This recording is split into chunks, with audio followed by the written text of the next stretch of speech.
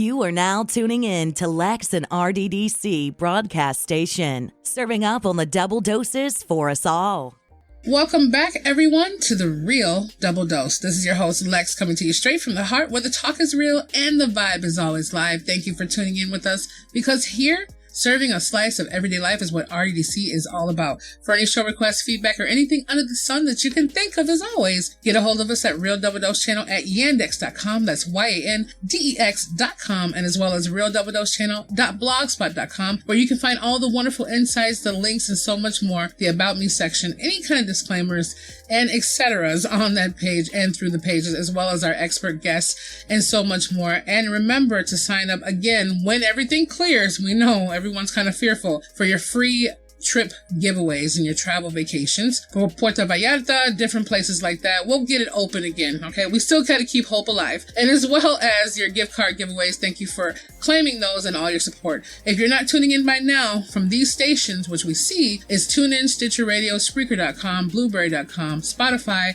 as well as iHeart, iTunes, SoundCloud, Deezer, Google Cast, all kinds of platforms, and you know this already. But we want to just introduce our wonderful guest expert, Mr. Robert Crown. So Robert Crown is an international multi-award-winning author for his self-transformational memoir, Suffering Ends When Awakening Begins. Oh, yes, that is definitely true. So Robert succeeded in breaking the patterns of dysfunction that had been a part of his family for generations and has been helping many, many more in his whole journeys. And we're just happy to have his Leo presence here today. So how are you doing, Mr. Robert Crown? I'm doing fantastic. Thank you very much for having me, Lex. Oh, thank you for coming on here. You have been epic, and I didn't even know if I was going to be able to start this. So I'm like, at the end of the day, I'm just happy. Like your whole, like I said before, your whole methodology is just zen. Like I feel your energy, okay? And being for the fact that you are fire, it's kind of amazing how calm it is. But maybe it's because I'm the other level of fire.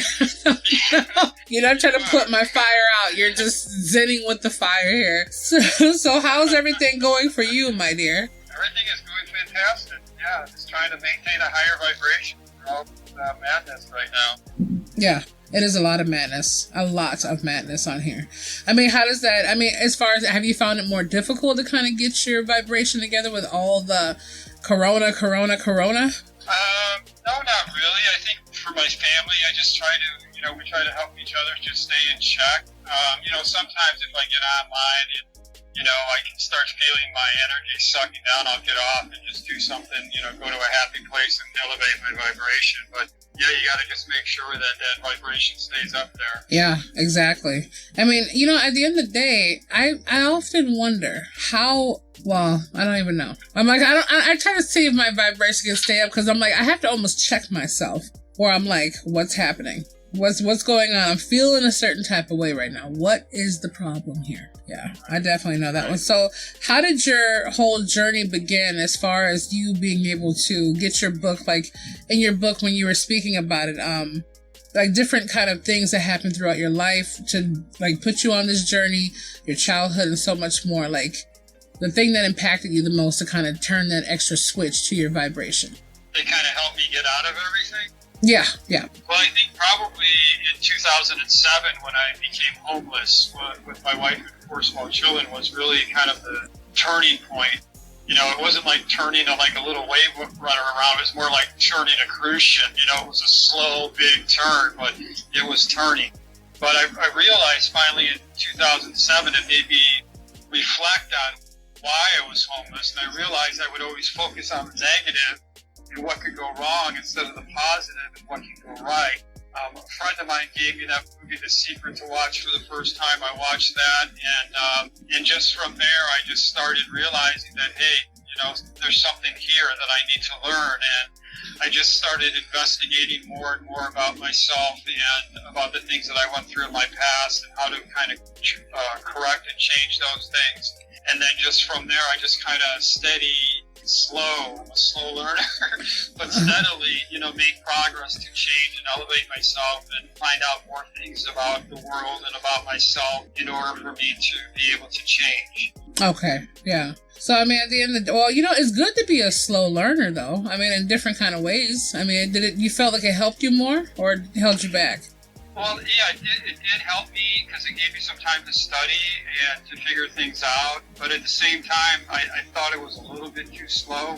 Oh, God, no. Because you get distracted sometimes and you're going down a path and all of a sudden you see this other path. Well, let me go check this out, or let me go do this and see what that's like. But yeah, you have to stay on the path and you have to remain focused, and that's the fastest way to, elevate the spiritual aspect of yourself. Yeah, the spiritual aspect. And at the same time, like, do you find certain things kind of help you get there faster when you're trying to find more of that alignment and the vibrational frequency of, like, the level you're trying to achieve? Yeah, well, I notice, if I'm getting, my vibration is changing, I'm going in a lower vibration, I'm more aware of that now than I was in the past, and I know how to get out of it now and not get stuck in it, because when we get stuck in it, it's so easy when you first started. When you first begin to understand what's happening, it's that our subconscious mind becomes programmed, right? So when we're small, we have all these things enter our subconscious mind because our conscious mind isn't developed yet until 6, 7, 8 years old. So it does not have the ability to accept or reject information. So everything from our environment, the news, everything around us, our parents, school, religion, all of that goes directly into our subconscious mind. And this is how people's beliefs are formed. And through this, so let's say, for example, like I have these beliefs in my life, and the only way to change these beliefs are to be able to reprogram my subconscious mind. So I'm sure you've heard people say that no matter what happens in life, I always have problems with relationships, or my boss always does this to me, or I always have problems with my ex with this, like these patterns that happen in people's life. So these are all paradigms, these are all programs that are running in our subconscious mind that we need to override in order to build new neural net connections in our brain so that we can move forward. Oh, okay. Okay, the paradigm.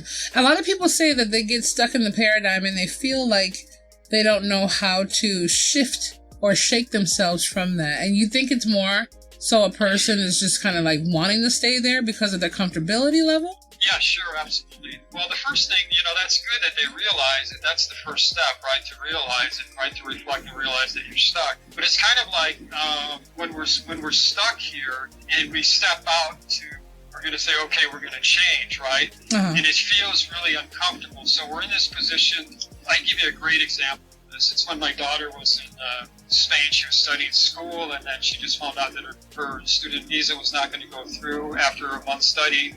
She was going to lose like a $25,000 scholarship. And, wow. We were my wife and I were upset about it, because she was going to have to come home. And what I did was I said, no, we're going to change this. And we went through a whole process, and it turns out like a couple weeks later that, she was able to get the visa. But my wow, point is that amazing. When it first happens, right, you start feeling miserable and you want to change. And it feels really uncomfortable, right? Uh-huh. So most people just take that step back and go back into that kind of like victim mentality, because when we try to change, our brain is releasing like cortisol, right? Mm-hmm. And that makes us all warm and fuzzy inside. So when we take that step out, it's really uncomfortable. It's like standing on the 50-yard line when you're totally naked in a full stadium, right? But that's the best time to create change. So you just have to trust in yourself and trust that it will happen. But you have to know how to do it, I think, which will facilitate that process. Yeah, absolutely. And that's the whole understanding of like different ones being able to change and have that whole process kind of done for them. So at the whole journey of you and your wife being able to have that happen, did it take probably about maybe a couple weeks from you doing what you had to initiate to get the process rolling for your daughter to stay in school? Well, yeah, what I did was basically what happened was I told my wife that, this isn't going to happen. We're going to change. We feel sad right now, get it out, and then this isn't going to happen. So what I did is I created an image in my mind of what I wanted the end result to be. And that was my daughter holding a paper in her hand saying that she could stay in school, hugging her friend. And then from that point, I told my daughter to, find out if she can get a couple more weeks extension before she would have to come home, and she did. And then she sent her passport here back to Chicago, and we went down in the Spanish consulate. And I didn't think that was going to work, right? And this is really the key here. This is the key. But I went anyway. I didn't listen and I didn't dwell on it. I just said, okay, it's an option. Let's go. And the guy said, no, you can't do this. In fact, I have to take the appointment off the books because I don't even want to know they were here because she's in our country and you have her passport. Oh. So, but he said, you got to tell your daughter if she doesn't get out of there in the next couple of days, she will not be able to return if she does get her visa because the passport's going to expire. Or the length of time she was in Europe was too long, so she wouldn't be able to get a student visa. So I got on the phone to my daughter. I said, you got to get out of there. She was back here in Chicago in a couple days. She made an appointment to go to the Spanish consulate. I went down there with her, and they said it's going to take 6 to 8 weeks to get it. So on Thursday of the same week, she got an email from the Spanish consulate saying that her student visa was in. Oh, it was it was so profound. And it was really a profound experience. But what I realized through that experience is that a couple of things was that the thing is that if I didn't exhaust all the possibilities, all the probabilities, she would have lost that visa, because if I would have said, no, it's never going to work, so I'm not going to the Spanish consulate, that would have never happened. But we were down there and they knew, right? And they knew what the situation was. And I believe with all my heart that that's what actually, they were able to push it through for her and get it done in like 4 days. Oh, wow. So, yeah, it was really remarkable. That is amazing. And I'm glad that she got a chance to stay in school, too. Right, yeah. And the other incredible thing was that the process that you go through, like that 5-step process that I use, it was perfect because it just manifests itself. You know, I knew about it, and I've done it before in the past, but I didn't really put the 2 and 2 together. Uh-huh. But this is really actually the first time that I used it, and I could see it working. So, but once you get like an experience or 2 down under your belt, it gets easier and easier every time. So it was very exciting. It was very moving. I get choked up when I talk about the story because it's so profound. Yeah, you were there to be in the whole midst of it, and like almost like this concoction being made. That was waiting like a potion. Absolutely. We're the co-creators of our reality. So, like when we were homeless, I was always focusing on the negative, right? Mm-hmm. And when you focus on something, whether it's positive or negative, with an energized emotion, you start manifesting that into your reality. This is a law of the universe, right? Yeah. And this is like a law, and people don't realize, and that's why, you know, when society puts us in fear and panic about this and this, people become emotionally involved in that, and then all of a sudden it starts draining their energy, and then they start bringing that into their reality. So you don't want to do that. You want to maintain positive. You want to be positive, and you want to maintain that high vibration. That's why it's so important. It's so important. Yeah, I got a chance to see that. I mean, for the first hand, when people, like I was saying before prior, like, it was almost like when they say, how old are you? I'm like 5 years old. And they're like, no way, da-da-da. I'm like, well, from a standpoint, yeah. I mean, once I understand the belief system of where I was, it was literally 5 years old. Everything is brand new. I mean, the whole journey, it has nothing to do with even just celibacy or anything. It just felt, everything tasted different. It looked different. The sound was different. Like, it was a whole new way of, like you said, the awakening. I mean, that's pretty much what it is. Yeah. You get a chance to have that whole opening, because once you really are to the point of being vibrationally awake, it comes into being able to have that, like, suffering ends when awakening begins. Because you're no longer suffering in the understanding of, oh, it's just fate, or it's just by luck, or it's by chance, it's happened. No. And then it makes you feel more responsible at the same time. And some people don't like to have the responsibility. Oh, no, that's not true. And I had this is going to be a bad day because it just started off a bad day. And, everything was kind of going down. But in California, I realized that when I got a chance to kind of basically awake, I was like, wow. Like, it was to the point where I felt like the Matrix unfolded in here. But this is the juicy part of what my brain is throbbing to know, is that when you, I know in your book, basically when you were a child, you had went through something that was completely like off the wall, off the chain. like unimaginable. So, like, can Yeah. you please give us some goodies on your Leo presents and tell I'm sorry, tell us some more, Mr. Crown. Yeah. I almost said Dr. Crown. You feel like that, like Professor Crown. Please tell us some more about this show. Yeah, I'd love to. Well, when I was 11 years old, it was Friday, April 13th, 1973. Oh, And wow. I got up for school like any other day. And on this day, though, my mom said that you're not going to go to school. We're going to go see a show at the old Chicago Amphitheater. Oh, okay. And being a kid and not going to school, I mean, you're like, woohoo! Yeah. So my mom told me and my two sisters that she's going to go out and get gas for the car. And then when she got back, we would leave. So my mom went out and got gas for the car, closed the overhead door, got out of the car, walked down the stairs of the garage and in through the family room in the basement. We lived in a split level. Okay. And then up the stairs and into the kitchen. And then a few minutes later, my mom asked us if we wanted any ice cream. We're like, ice cream? My sisters bolted up the stairs. They grabbed their ice cream, went downstairs. I got mine, and I looked at my mom, and I said, Mommy, what are these little crushed up white things with an S on them doing in my ice cream? And she said, oh, that S, that just means you're special. Well, I knew I was a good kid, so I didn't give it a second thought. Yeah. But the S on there was for Somnix sleeping pills. Oh, wow. So I took my ice cream, I ate it downstairs with my two sisters. And then shortly after that, my mom came downstairs with a blanket draped over her arm, a box of nails, and a hammer. And I said, what's that for, Mommy? And as she was nailing the blanket up against the doorway in the family room, she turned to me and said, it's a surprise. Your daddy when he gets home from work today. Wow. And I'm like, what surprise? And she goes, oh, you'll see. So after finishing nailing the blanket up against the doorway, my mom walked out the garage, started the car, got out of the car, walked out the back access door, and I don't recall seeing my mother again after that. Oh, no.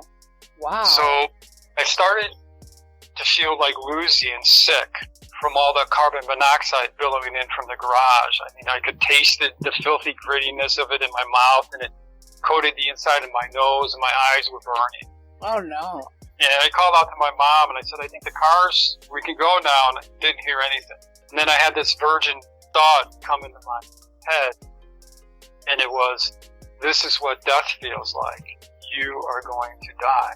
Oh, why? And I wasn't freaked out, and I was actually really calm about it. I just closed my eyes, and I went to sleep for the last time. Oh.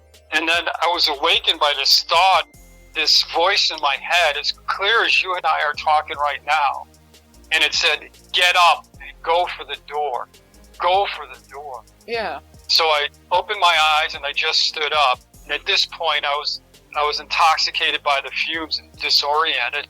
And I tried to make my way for that for the garage door, but my knees were like buckling with every step. Yeah. And I came across my sisters now basically laying lifeless on the floor. And I wanted to stop and help them, but I knew if I did, I didn't have any strength left in my body. Yeah. And if I'd stopped and helped them, it would have been surely the death of us all. Uh-huh. So I just made my way for that garage door. I finally made it out the door and opened the door, and I'm standing on the threshold of life or death, and I'm trying to get a breath of that fresh spring air. Mm-hmm. And then I tried to call for help, but it just like a little meager help came out. And we had a 6-foot privacy fence in our backyard. And, it's 1973. People really weren't out like they are today. Yeah. And, nobody's going to hear me, so I thought I better scream really loud. So with every ounce of energy I had left, I screamed out, help! But it wasn't loud enough to wake a sleepy baby. Yeah. So then, all of a sudden, I felt this piercing grip around both of my arms, and then somebody began to shake me violently, screaming, Robert! Robert! And I couldn't make out the voice, and it was hard to focus my eyes. And then when I finally focused my eyes, I realized, it's my mother. Oh, and then a flurry of thoughts just raced through my mind, like, where have you been? Why did you leave me? Why did you let this happen to me? Yeah. And then the grave reality set in, and it's like, is she going to finish me off? Oh. And that was apparently enough to snap my mom out of it. And, she called my dad, and the ambulance came, took my sisters off. the rest is history, as they said. Yeah. Oh my goodness. I mean, you had my mouth just dropped open right now. I can't even, what? Wow. Yeah. I guess I can't say I'm sorry that you had to go through that, but I'm happy that it got a chance to bring you to where you are now. Yeah, but are your sisters still alive? Yeah, they're still alive. Oh, yeah, good. They made it through. Yeah, the thing about what happened was really the most difficult part is that, we didn't have any counseling or any therapy back then. Yeah. So it's kind of like we just swept it under the rug and went on with our lives. But, you really have no idea, and I had no idea actually even growing up that all these issues that I've had in my life were because of really that, right, and growing up in a dysfunctional family. And, it establishes those paradigms. If you go through a traumatic incident, that establishes a paradigm as well. Wow.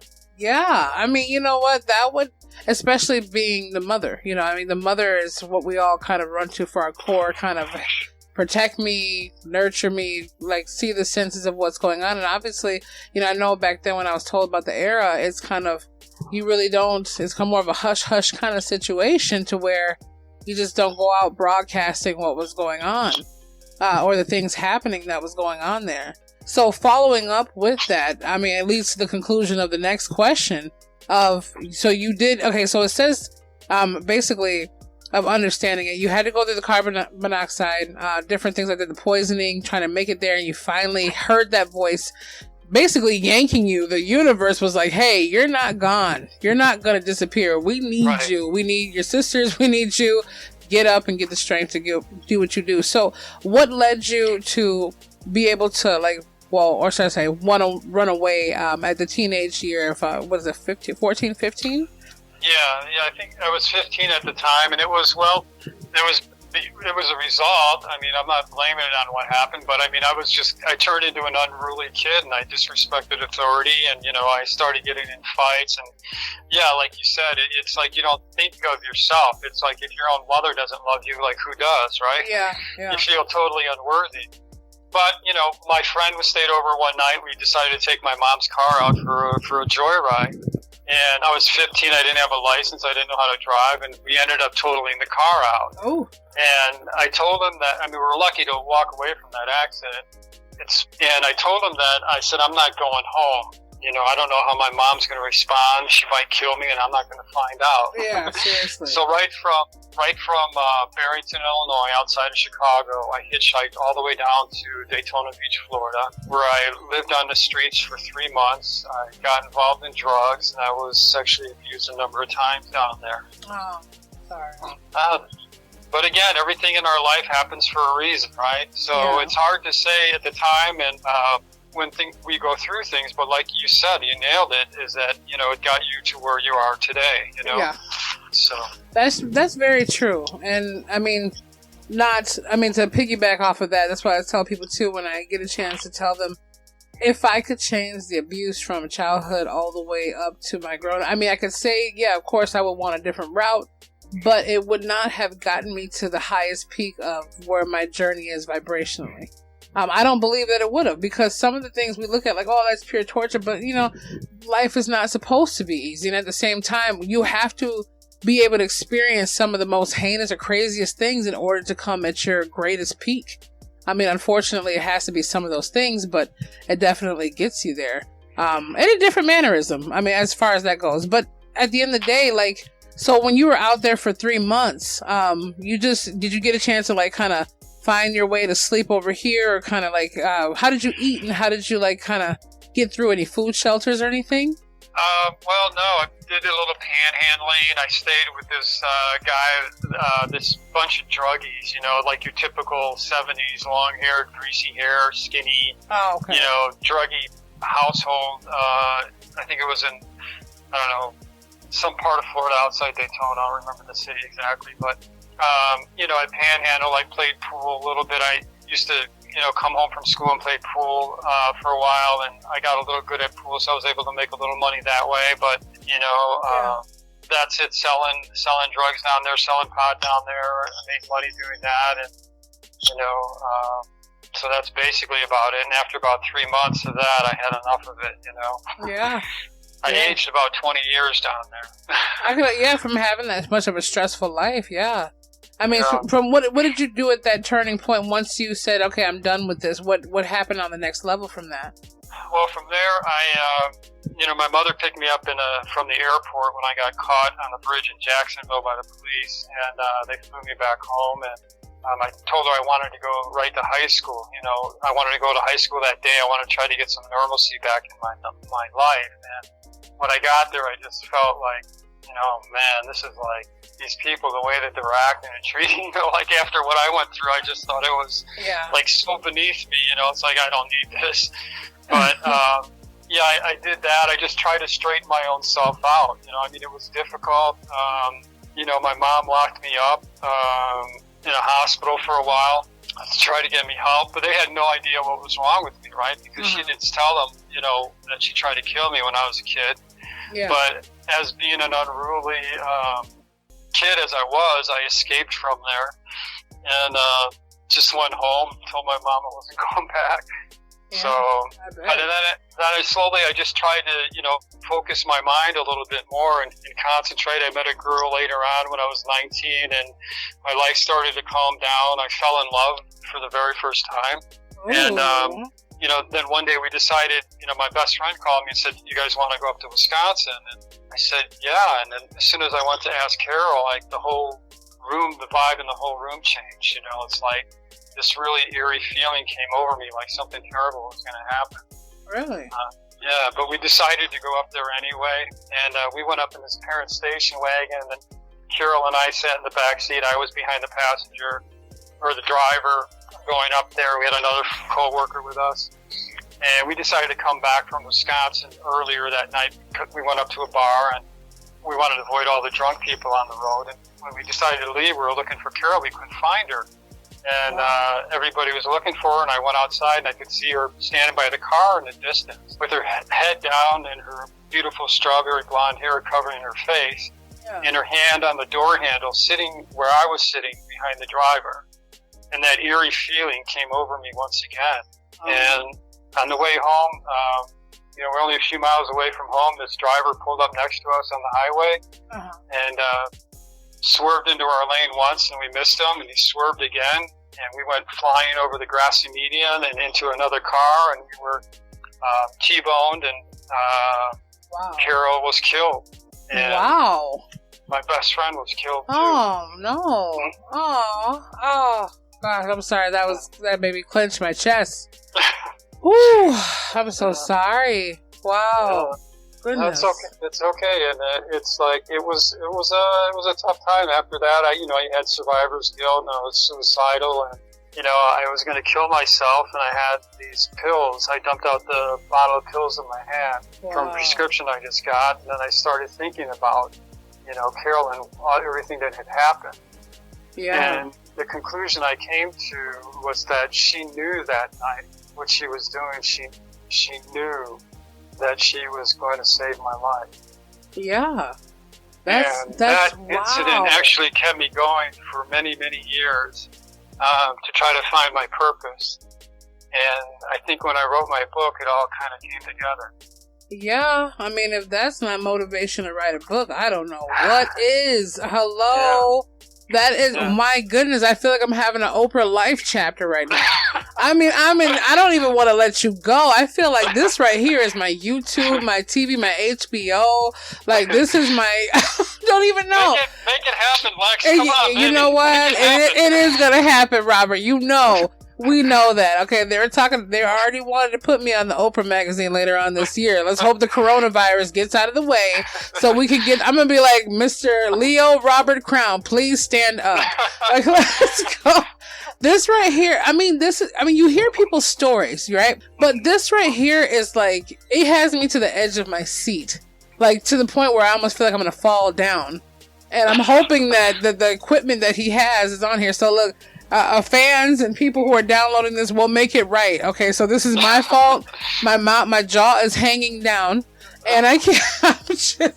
I'm getting cues from Tony to be like, "Hey, make sure you don't mess up the mic too much." And I'm like, I can't this is just, oh my gosh, like oh my God. So what happened to you? Like did you get any broken bones or were you okay out of it? Yeah, no, I got a broken femur out of it. Ooh. And I was in the hospital for a couple of weeks with internal injuries. And I bet. Yeah, it took me, a good year to recover. Wow. I was on crutches for 6 months, and then I still had to recover for another 6 months after that. So yeah, it took me a while. Yeah, you had to recover. Then I had like a phenomenal, about a year and a half later, one of the most phenomenal spiritual experiences I had. And I got a job, the first job after my accident. I was just working in a gas station, and it was a cold, snowy February Chicago night. And back then, nobody drove when you had 10 inches of snow on the ground, right? Yeah. And this girl, out of nowhere, you know how they see in the movies, and the door opens and the snowy wind blows in, and somebody walks in behind it. Uh-huh. Well, that was this woman. And when I saw this woman, I got goosebumps right now. I looked at her, and she looked identical to Carol. Oh, wow. And I'm going, oh my God, and I'm going like she had no boots on, no gloves, and it's like snowing out right there. The roads are deserted. And I said, where did you come from? She says, oh, I came from work. And I said, well, what are you doing here? And she said, well, my mom's going to pick me. And I started looking at her, and I said to her, you look like somebody I know. And it's like she almost expected me to say that, right? Uh-huh. And so she was wearing this, she had this beautiful strawberry blonde hair just like Carol's, right? Yeah. Her features were just like her, too. And I looked at her uniform, right, and it was identical. She worked exactly at the same restaurant as a server that Carol did at the time. Wow. And it just kind of blew me away. And I had all these questions going through my mind that I didn't want her to leave. And she said, oh, my mom is here. And she parked like in the next parking lot, the next shopping center, and she just opened the door and walked out. Yeah. And it was kind of like, what I realized through that experience is that it was kind of like Carol saying, it's okay, Yeah. So after that, I was kind of able to loosen my grip on her memory, kind of move on with my life. But I still use that, her giving her life for me as motivation to help me through a lot of tough times and everything. Yeah. And, that's really the whole entire reason and the genesis of my book, because I don't really consider myself a writer. I may be an author, but I only wrote my book to give people hope, faith, and courage to overcome the challenges they face in their life. Because if I can overcome what I overcame, people can overcome what they go through. And what they really need to understand is that no matter what you go through in your life, it's all happening for a reason. It doesn't mean you're a bad person or that you need to judge yourself, but you need to believe in yourself. And you need to realize that this is for your greater good and for you to awaken to who you truly are, to that divinity within you, so that you can use your gifts that you have to help other people get through difficult times in their lives as well. Yeah. Wow. I mean, if that's not... from all of that, how could there ever be? Some people see it as more of that's just, it seemed like the whole entire journey's been a challenging time. You know what I mean? Like, it's almost, oh my gosh, I'm speechless. Stop. I'm speechless. Your friends are probably dropping their jokes. I'm frazzled right now.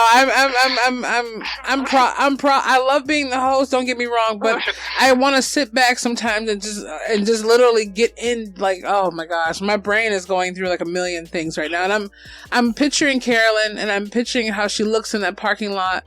And I'm like, man, that's the first thing I thought. I'm like, that's just her, like, coming to visit you saying, hey, come on now. There's no such thing as a coincidence in my book. So that right there, like, wow. And you had that feeling, and then she had her head. Oh my goodness gracious. Wow. You know what? That's a lot to process in your head. So during the journey, did you get a chance to ever, like, reconcile anything with your mom at all? Yeah, absolutely. My mom and I, we get along great. And, I was just over to her house for the holiday. She comes over here, we talk, and, there's no, when you have a different perspective on things, right? So if I think I'm a victim, I'm not going to talk to her. But if I realize that everything happens for a reason, and if everything's happening for a reason, then why are we being a victim? Yeah. Because it's for our greater good, you know. That's true. Like you said, like the title of the book, suffering ends when awakening begins. The suffering that we go through in our life is really to help us awaken to who we really are. So when we're able to do this, like what you and I were talking about earlier, it's like you have a different perspective, right? When you change the way you look at things, the things you look at change. I love right? that one. Yes. Wayne Dyer, right? Yeah, Wayne Dyer. He got me with that one. Yeah, it's kind of like what you were saying when we were talking earlier, and it's the same thing. Having that whole emotional I don't know, that feeling has me, wow, like I'm jilted right now. I'm completely jilted at that. I mean, because, you know, it does. What you said is very true. Being able to look at someone else's perspective on what they go through, it gives you #no excuses. And when I get a chance to hear people like, I don't know if his name was Nick. I think it's Nick. I can't think of the rest of his name, but it's Life Without Limbs. Oh, and how, yeah, right. Okay. how he moves around and does his thing. And I have different YouTube videos where this girl just does everything with just, you know, nothing pretty much. Right. And when you go through all that you go through, it's like, you really look at it. Like one of my friends, he's probably an ex-friend at this point, but I'm not one of my friends. He was kind of rude to me the other day. Like, I don't appreciate people hanging up the phone in my face, but, you know, no shade. I give him like 3 chances after that. I'm like, no, I'm not just some person trying to sell you candy at your door. This is me here, okay? But he was like, okay, that's nice, Lex. I understand you want to tell me things, but that's not my life. My life is this. And he tells me directly, I want to cry about my life to you, and I don't want you to give me any positive feedback. And I said, well, you want me to change who I am to lower myself down to your vibration. So that's not going to happen. I said, either you come up to where I am, because I'm not going to meet you in the middle. So I had let him know that. And I think from him, he was just thinking like, okay, well, that's this person and that. But I'm like, no, at the end of the day, you complain about having steak and mashed potatoes when there's someone out there who doesn't even have a loaf of bread once every couple weeks.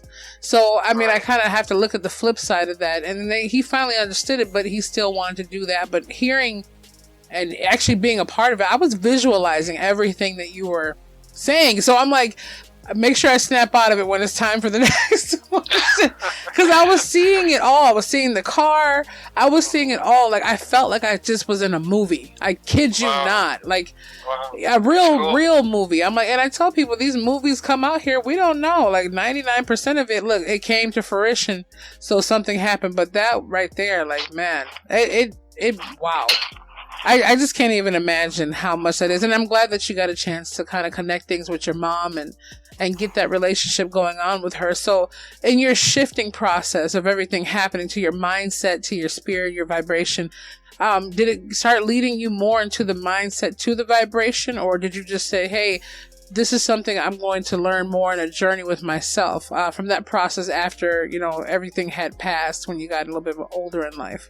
Well, the mindset started, and then well, it wasn't even really a mindset. It was just like thoughts, you know, and it just kind of happened. I just started, you know, I got involved with something that I left now, but it was like a spiritual organization, which kind of calmed me down and helped direct my thoughts, you know, more in a different way on focusing on, you know, gratitude and different things, you know, humbleness and trying to be obedient to myself and these kind of things. So I really wasn't a very spiritual person.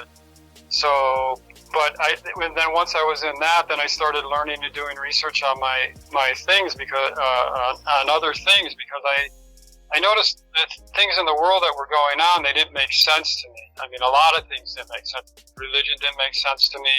The way why people suffered so much in the world didn't make sense to me. And I kind of want to try to figure it out. And going through what I went through in my life, you know, I've always asked a lot of questions, you know, and I don't believe things on the surface. I always want to know more. And once I started investigating and finding out what was going on in the world, I kind of realized that. And I also realized about more about myself and about these spiritual laws that there are and about who I really am. And I think what it really comes down to is that knowing who we really are, right? Uh-huh. And I think this is one of the big lies to humanity and the great deceptions, you know, or as I call it, like the veils of delusion and the veils of ignorance have been placed over me. We have to remove these veils. Very true. And discover who we really are. So, it talks about in the 5,000-year-old Bhagavad Gita about going through suffering in life. People don't even question why they go through suffering. No. And that's really the key to your happiness, is to question why you go suffering. Because when you start going down that rabbit hole, you're going to realize something remarkable about yourself, something incredible about yourself that everybody wanted to take away from you, but it's always been there the whole time. And that is that God is always resided within you. Yeah. It will always be within you, never without you. Absolutely. That is the truth. And being able to manifest things, and branching off of what I was saying in California, I was sitting at that hotel just literally weeping in that room for 6 weeks and shopping like a fool. After I ran away from basically the occult, I didn't even know I ran into when I came down there. It was just supposed to be a vacation there for 3 weeks to meet a nice little sweet old lady and her son, and all of a sudden it turned into literally I'll kill you in the middle of the night kind of thing.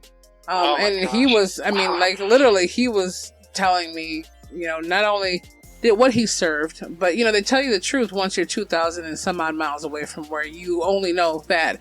But I remember sitting in that hotel and I'm like, I'm not ready to go back to Minnesota yet. There's something I have to fulfill here. And that's what I realized now. It was me dying from the old me. That was my fulfillment. I thought I couldn't figure out what it was in that hotel. I probably lost 15 pounds just in the hotel alone. I was sitting there just kind of pulling my hair out just in the bathtub, freaked out, didn't know who was outside my window, and I'm like, oh my God. But then all of a sudden, I remember looking through Craigslist trying to get a hold of someone. I started looking and I found a lady, and I think her name was Mrs. Fan or whatever it was, Suze. And she was sitting there, and I'm like, oh, these people. And I kept hearing all these, be careful who you rent from. These people had a whole infestation, and these people stole from me. And I'm like, oh my God, it's so much weird from Minnesota. I was like, it's so weird. And then all of a sudden, I'm like, what if I get with some psychopath or they rip me off? And then all of a sudden, I left a voicemail for Susan. That was her name, and I didn't know she was I think she was CEO of accounting at one of the biggest hospitals they had down in California. But I was like, okay, she never called me back, and I just left her a nice voicemail. And then soon as when I got a chance to I was calling Amtrak to go back, she had called me and left a voicemail. She goes, hey, if you want to come by this Saturday, you can check it out. And I'm like, okay, but I'm like, Saturday is a day of rest that I grew up in kind of thing. So I'm like, well, maybe, and I'm like, something told me just go. So it was raining that day. I got the rental car. I went up there to her house with my GPS tracker. And all of a sudden, I remember walking to her house. She had one plaque in Chinese and one plaque in English. And it was literally, I had to take a video the whole time I was there because I thought I was dreaming in these mini mansions. And it was as for me in this house, we serve the Lord. And when I saw that, I took my shoes off and I looked and I just told her, I'm like, I don't care at this point. I feel peace when I walk through here. So she goes, leave and go get a money order. And it's funny because in the hotel, weeks before I even came across, even knowing she called me back, I was like, Lord, please give me, or creation of all things, give me a contract with a legitimate person who has a decent, clean home that I could just pay my bills and live my way and without disturbing them. And she had it down to the point of the T. Even from the point of delivering me strawberries and avocados and nectarine plants outside. This lady, if you ever wanted to live like you were in MTV Cribs, it was her. And I'm like, am I dreaming? I thought I was dead, Robert. I really thought I was dead because I'm like, this is a dream. I don't even know if I'll see my family. I thought I was in a whole nother purgatory. But after I realized what was happening before I had my spiritual death, then I really connected the dots. And I'm like, oh, I can achieve a whole lot more now. And I put all that into my mind of what I wanted. And it was basically processed hey, everything I asked for and more was delivered to me in that hotel room before any process happened. And that's what I was like, wow. I didn't even write down the formula, and I need to hurry up and get that.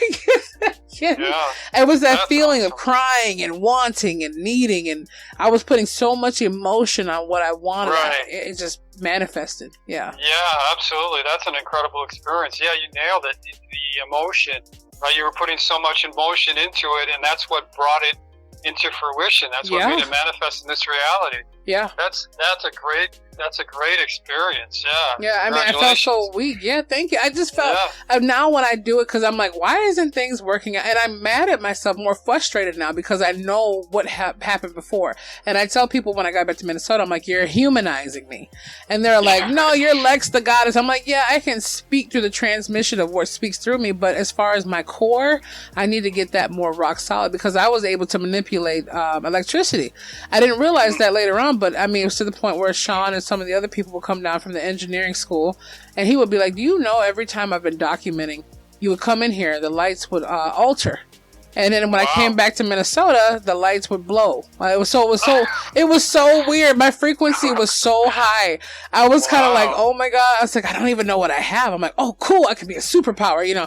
That kind of, That's right. Here we are. I mean, we can do incredible things, really, if you think about it. I mean, I know people who can bend spoons and all heal themselves. Yes. We have this power within us. That's what I was thinking. I'm like, you know what? And then during this time now from this quarantine, I'm like, you know, from everyone going on a lockdown thing, I'm like, well, at this point it's time for us to be able to go within ourselves even deeper than before and be able to have that and realize even though the bills are still going, it does not mean that we are forgotten. And it will all work out regardless if the president steps in or not, or whatever checks are coming in the mail or not. It's all going to align itself perfectly the way it should be. That's how I feel. Yeah, absolutely.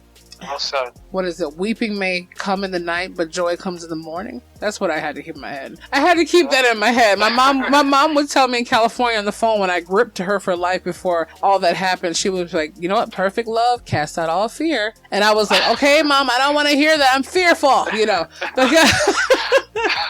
But it all worked itself out. So if there's anything that you would want to be able to share a little bit more with or say to the listeners, for the show right now. I mean, I would love to definitely, if you are okay with it, I would love to have you back on to have anything. Oh my God, I would just love to listen to you. Don't even play. Don't even play with me, Robert. I would love it. Like, I'd love to. Yeah, I'd love to come back. It'd be great. Yeah. So I mean, like all you RDC families, all new who are tuning in, I know you guys are there. Thank you for your love and support.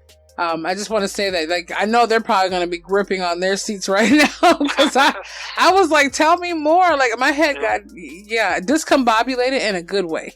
There you go. I mean, I couldn't even swallow. I was just like, whoa, wait a minute. Like, this is crazy right now. This is, it's true. And I'm thankful. I'm very beyond thankful that you got a chance to share that. Cause I mean, you can always learn a lot more from just being able to hear someone's journey. Absolutely. Yeah, and that's why I wrote my book, and that's why, you know, really the only reason why I wrote it is to help other people and to give faith, hope, and courage to overcome challenges in their lives. So when we go through stuff in our life, don't judge yourself, don't get frustrated, just kind of go with the flow. Mm-hmm. And realize all that's going on is for your greater good, and make your best effort to change. And go within, like what you were talking about earlier, and reconnect with your higher self and that divinity within. And believe in yourself. Absolutely. And I know a lot of people, because of society today, it's like we're not good enough, right? We're not smart enough. We're not thin enough. You know, it's all of this stuff. You know, we're not worthy enough to be able to do this or to do that. But all this is a lie. This is to draw our energy out and to make us feel inferior, so we're not good enough, so we stay in a lower vibration. Yeah. But what everybody has to realize is that you have this divinity within you. You are all beautiful souls. Mm-hmm. You know, realize this about yourself and believe in yourself and let your own gifts shine. Yeah. You have to let your light shine. That is absolutely beyond truth. I mean, that's pretty much what it is. Everything's telling you what you're not. And we're not giving that. It's the same thing as the rice experiment. I was telling people the rice experiment's still out there. If they YouTube it, I don't know what the name's under. But it's the same thing as those 3 jars that were sitting out, full of or halfway with rice and clear water. One turned mossy, one turned black and corroded, one stayed almost the same. And it is what we're hydrating ourselves with. Because the moment that you start getting to that point, you see another advertisement showing you should have an 8-pack.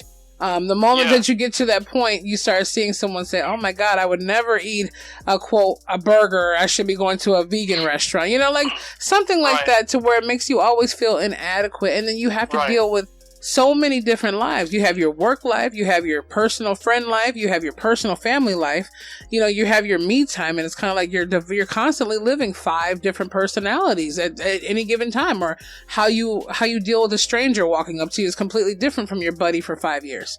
Right, absolutely. So you're absolutely. Constantly in a state of, quadruple bipolarness. I'm like,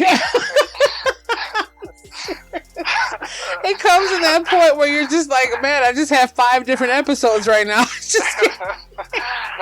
You go into a store, a stranger asks you for $1, then your wife's on the phone or your husband's on the phone talking to you and making you upset. Then you have a person on the road irritating you when you're doing something. Your kid calls and you change your demeanor. Like your boss calls and you change your demeanor. So it's like you're constantly splitting yourself into all these different. Right. It does. Yeah. I mean, you look at the overall perspective of that. So I'm just happy that we got a chance to have that. And honestly, everyone, I mean, including myself, the hashtag Robert Crown. Yes, that is. And that's Suffering Ends When Awakening Begins. And that's, oh man, that's a book that you won't want to put down. I'm just going to say that. So when we go to Lex's next chapter, cause Oprah, she's going to be there to support us.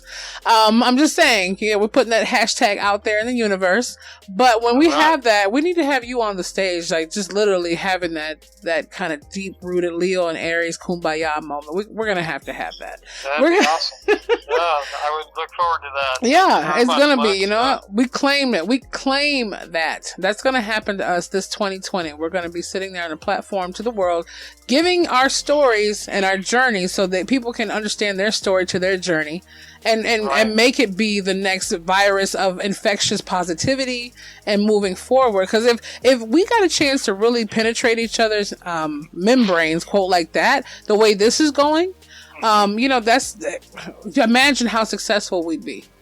And absolutely. I tell people too, maybe this is the world telling us we need to rest within ourselves and be quarantined into meditating and thinking of our actions and what we've been through. It's time for us to spend time. And one of the gentlemen said in a podcast earlier, I believe it was Motivation Mindset, he had said something like, people complain about being home with their families or taking time with themselves, but it shouldn't take Netflix for us to feel that way when it comes down to being, we need to be our own personal Netflix for a while, Yeah, for sure. It's time to reconnect with ourselves. Right? Definitely. Time to reconnect with ourselves and know ourselves. So I want to thank you again, Mr. Robert Crown, the Leo. I put the Leo on there, everybody, but it's Robert Crown. So if you want to check out more from Mr. Robert Crown, you can go to www.robertjcrown.com. That's Robert, ROBERT, J as in jolly, okay? C crown as in CROWN.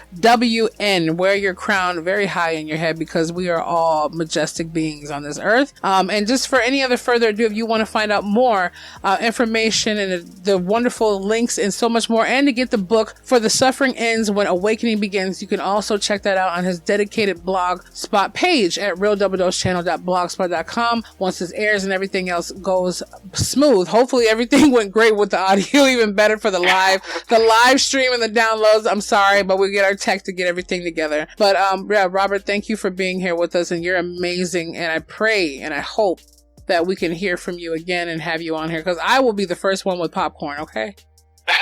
Thank you very much for having me. You're a great host. I really appreciate being here. I love you. You're amazing. Okay. All right, familyans, we love you. Remember to be the change, feel the passion, embrace the power of that wonderful spirit.